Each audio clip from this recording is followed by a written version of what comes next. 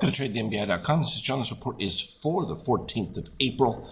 And, well, we had seen the magenta crossing above yellow and the fade of MBI white, along with the decline of the orange here, with steel popping up. So short-term buyers, there was enough pre-market. We were right by the 61% line, and we just talked about it. Above that, it was going to be an easy call for additional pushover. We're still didn't get any change in DOC red or green, so looks like it could be a short-lived situation. It depends on how much strength we get out of this turnaround of the MBI, because we also ended up with blue over the gray setup there. So it's one of those where it reached a significant enough oversold that it's a push back up, and not surprising, coming right near that 50% line.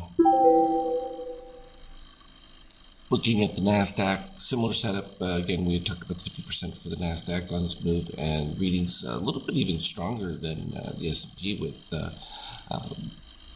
magenta actually almost overtaking white. That would be an even stronger push, at least from a daily standpoint. We certainly saw it develop on the 50K and as well on the 5K, back and forth all day long. Euro standpoint, Euro took a little bounce back as there was a decline in the yields, as we've seen this carnage in bonds, treasuries versus stock market, and there was a little easing in interest rates, and that gave enough to help them push back the euro. Still problematic, but that was enough of a turn to get its magenta also over, so it could provide a little bit more of a push to it. Again, below 23%, and still have orange. The DSC stuck between cyan and red, so it just looks like it was some short covering, because you can see that the cyan had dipped below the zero. Probably not going to have too much leg for that. What we did see from gold, the continued push, and I think that that's going to be the telltale sign that we're going to continue to see that revival in gold, as we talked about the situations where Russia really putting pressure on the rest of the commodity world to start backing a currency with some type of legitimate basis, and that's going to be interesting as it plays out into the futures in the next 4 to 6 months. From an oil standpoint, nice bounce back. Of course, we did see some increase in crude inventories in that. And again, that's interesting because it really isn't about a supply issue, so we could be seeing the beginnings of some failings of demand.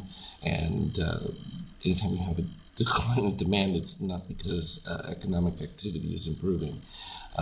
Quite the contrary, declining. And that's MBI white on the buy signal, with magenta rising over. So it's a clean turnaround from that standpoint.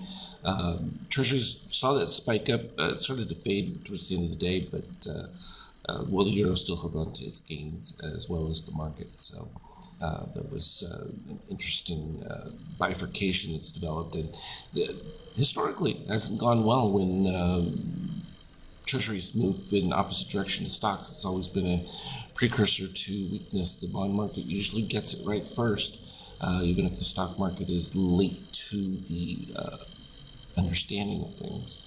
Bitcoin caught its buy on that turnaround, and it was pretty clean and shot right back up. And again, like I talked about, it was holding pretty well right around that 40K number, back and forth, even when we ended up with what you could call a triple bottom. In effect, here you had your double bottom and held on to it a little bit, and finally dipped halfway back down in between there before turning around on that spike setup.